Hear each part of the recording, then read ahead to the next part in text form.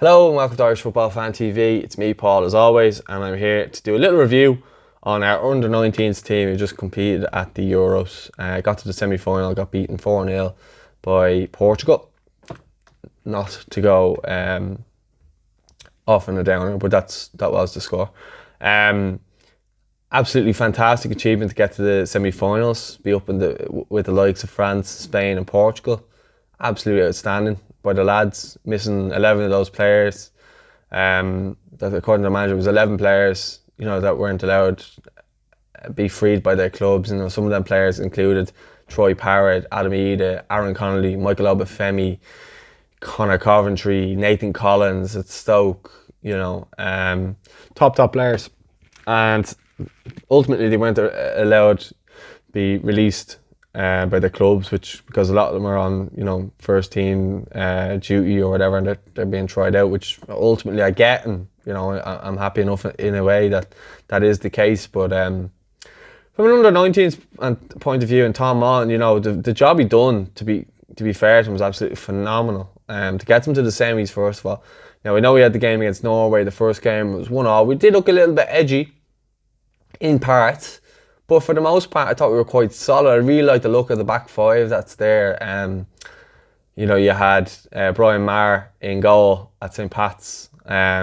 Really good goalkeeper. I think he'll go on to big things now. He captained the side, obviously, in the semi-finals as well today. But right back then, you had Andy Lyons, who's playing for Bohs. Really, really good player again. Looks really good. I'd be surprised if he doesn't end up in England.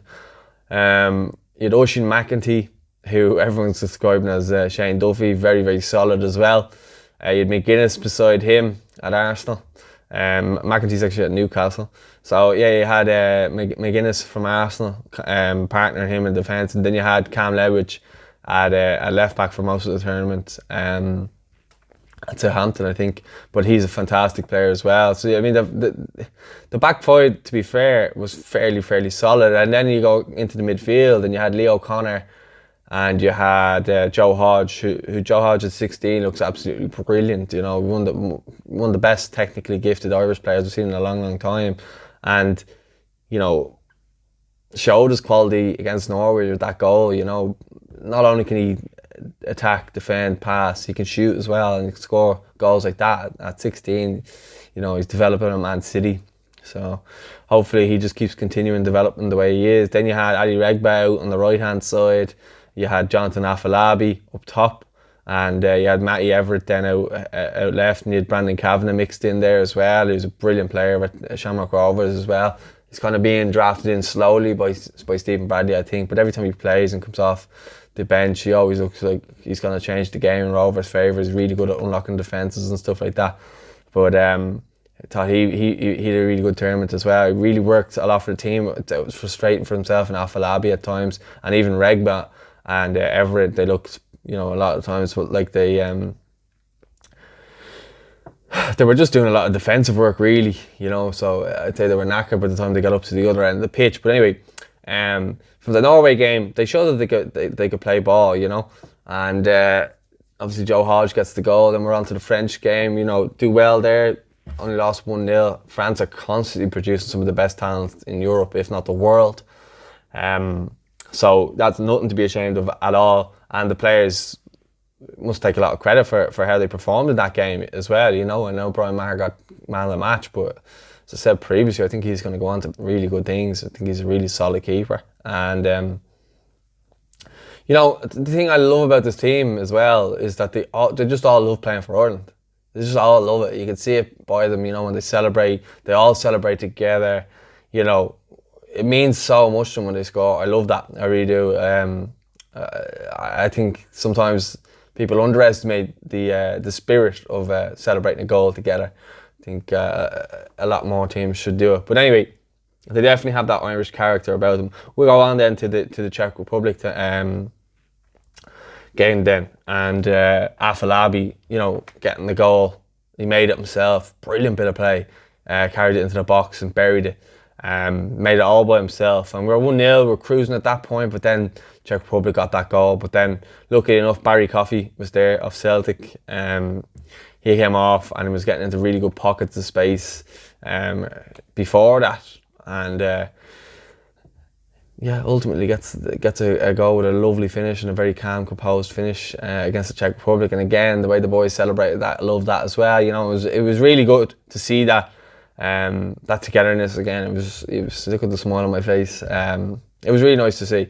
But I think, you know, we were quite confident of, you know, we could go maybe get a result against Portugal. I think it was maybe a bridge step too far, and not through anything bad or anything like that. But you look at, there was, as I said, you know, some very, very quality, or some very, very good quality players missing from our list of players. So to get that far, the last four against Spain, Portugal, France and Ireland were the last four. Unbelievable achievement, you know. And the whole country, in my opinion, if they aren't, which I'd be very surprised they aren't, should be really proud of this team and what they've achieved.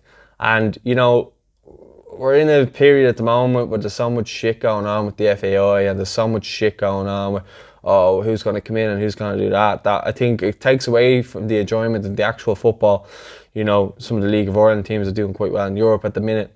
Then you got, you know, Ireland are unbeaten in their qualifying. The senior team are unbeaten in their qualifying round, or the qualifier. Sorry. I think people just need to, you know, embrace these moments where I know we got beat 4-0, but to get to the semi-final shows that there's players being produced. The likes of, you know, Joe Hodge, Matt Everett.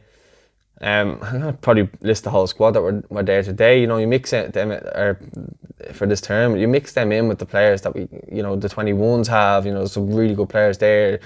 You know, even look at the tournament that they had. I think that was the best finish from a non-EU under 22 side in a long time. I read some stat earlier. I'll whip it up on the screen there so you'll know what I'm talking about. But there was some tweet put out anyway. So I think that we do need to embrace this, and you know, I think the lads deserve a lot of credit. You know, they went there, they were told they weren't going to do anything. Tom Mon, I think he used 35 players in the whole between the whole campaign. He had 35 players that he used because he had to ultimately, you know, deal the cards with what he had. And you know, I thought he did a fine job, and for me, they should be very proud of themselves, as I said. On kind of a gloomy patch in regards to Irish football and all the stuff that's going on, they've really started to create a bit of belief again, and that's again testament to Tom Maughan, his staff, the players that were at the tournament, the heart, the desire that they all showed. It's a lot of credit has to go to all those guys, and even Stephen Kenny.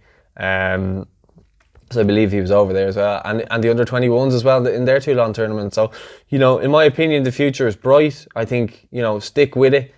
You know, start, you know, embracing these things, because it only seems to be now that we're starting to realise that, you know, oh well, maybe we can go and watch these under 21s and under 19s who are quality and see some really good players on display. I mean, I couldn't recommend it enough. But anyway, let me know your thoughts in the comments of the under 19s. How well do you think that they did? Did they overachieve? Did they underachieve? Let us know your thoughts in the comments. For me, they got a 8 out of 10 in regards from the players they lost to the performances they put in. Again, as I say, some of the players are top notch. Just one last thing to end the note on.